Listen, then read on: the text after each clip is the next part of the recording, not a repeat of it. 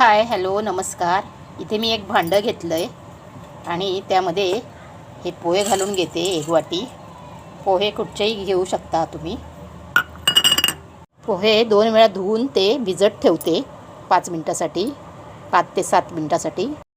पोहे धुवून घेऊन मी त्यात थोडं पाणी घालून भिजत ठेवले आहेत. इथे मी दुसरं एक भांडं घेतलं आहे. त्यामध्ये ही छोटी वाटी भरून बेसन घेते.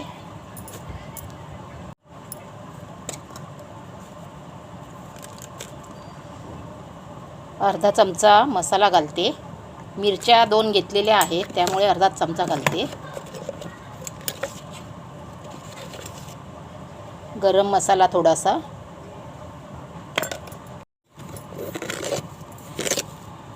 चवीनुसार असं मीठ घालते. 2 चमचे तीळ,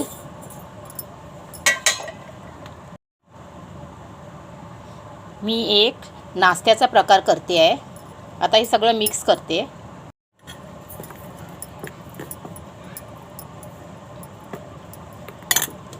त्यामध्ये अर्धी वाटी पाणी घालते.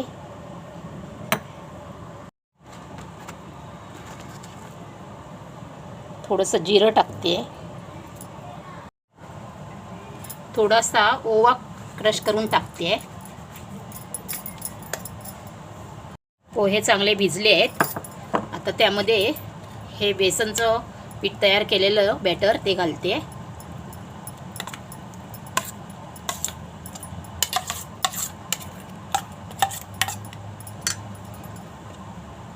इथे मी कांदा घेतला आहे, कोथिंबीर आणि ही भोपळी मिरची आहे म्हणजे सिमला मिरची, गाजर किसलेला बारीक, कढीपत्ता कापलेला, कढीपत्ता थोडा जास्तच घ्यायचा, टोमॅटो, थोडीशी लसूण आणि 2 मिरच्या घेतल्या आहेत. हे सर्व आता यामध्ये घालून घेते.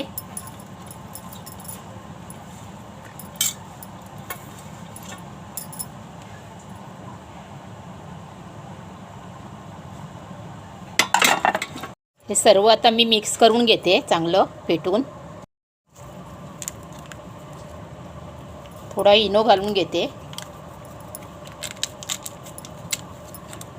त्यावर थोडंसं पाणी घालते.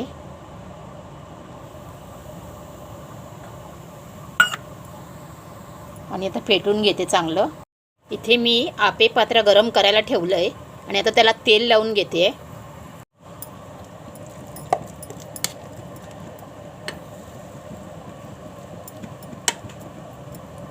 सर्व घालून घेते. आता हे सर्व घालून घेतले.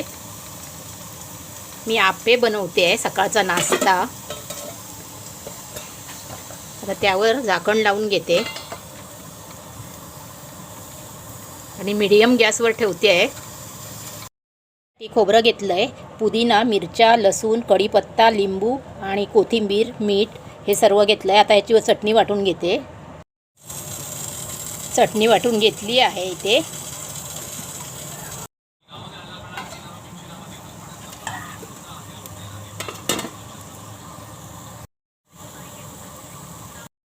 बेसन आणि पोहे याचा नाश्ता कसा झाला सांगा नक्की. आप्पे बनवले आहेत मी, नक्की सांगा. आणि माझी रेसिपी आवडली तर लाईक करा, शेअर करा आणि सबस्क्राईब करायला विसरू नका. बेसन आणि पोह्याचा नाश्ता आहे आणि झटपट होतो पण छान मस्त लागते, चवीला छान लागतात. एक तोडून दाखवते. आतमधून पोकळ आणि छान झाला आहे बघा आणि एकदम सॉफ्ट. कसा झाला नक्की सांगा आणि लाईक करायला विसरू नका प्लीज.